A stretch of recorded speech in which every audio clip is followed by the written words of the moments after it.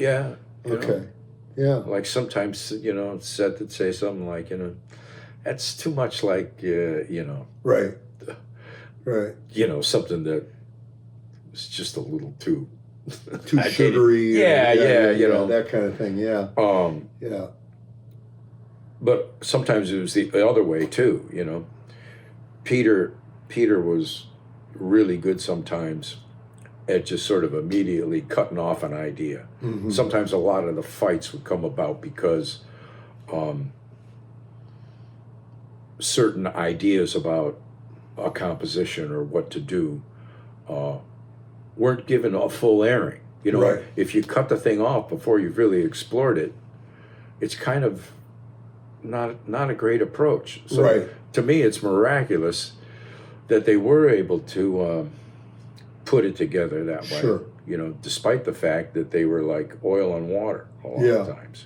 Well, it's really interesting stuff. I mean, one of the things that's been really fascinating for me about doing these interviews is this whole thing of the way musicians interact with each other, the way musicians can actually stay together.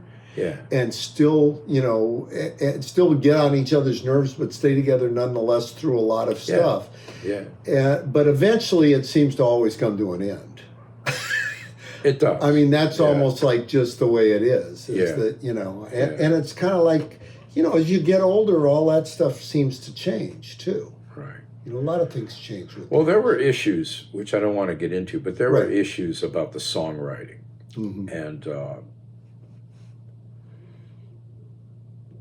Seth bristled at some of those issues. Mm-hmm. And so that's really kind of why it came to an ending when it did. And Peter wanted to go off and do his own thing. Right, right. So Which is another so thing. He that, basically, Peter basically quit the band. Yeah, yeah. He'll tell a different story, but the truth is... Right, he quit the band. Peter, you quit the band. I mean, it's again, this reminds me of so many other stories of famous bands. I mean, in a way, some of the stuff with Lee and War, Lee Oskar and War, similar things where there's infighting and one guy leaves the band and then next thing you know, they're cut out of the band name. Right. I remember Lee saying something like, they became basically a jam band because anytime they tried to actually get together and write something, there'd always be all these fights. Right. So they just jammed. That's how they became a jam band. It's kind of brilliant. Yeah. I mean, so there's a lot of really interesting stuff that seems to go on. Yeah. In terms of the creative aspects of playing in a band, especially, when you talk about bands of, your or Lee's caliber where you guys are hit makers, you guys are there's serious money involved, serious money involved, and of course once you get to that, that's a motivating factor for keeping stuff together and working through the this friction, right?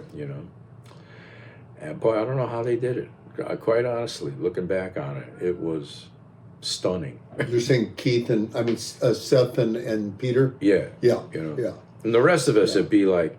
So you guys would just be kind of on the outside of it in a way and let them do their thing or whatever. Well, when we would get together and rehearse, which was damn near every day, work on stuff. Right. It would typically work like Seth would have some ideas for a song, and we would start to work. He would suggest certain parts. Jay, see if you can play this kind of thing, and Seth would play it on the organ or the piano. Right. He would play some kind of part, and he had an idea for the drums and the bass, And my thing was, because the harp is like the frosting on the cake, although there's lots of stuff where I'm playing like a line or a part that is an inherent part of the machine, all these parts meshing together. Right.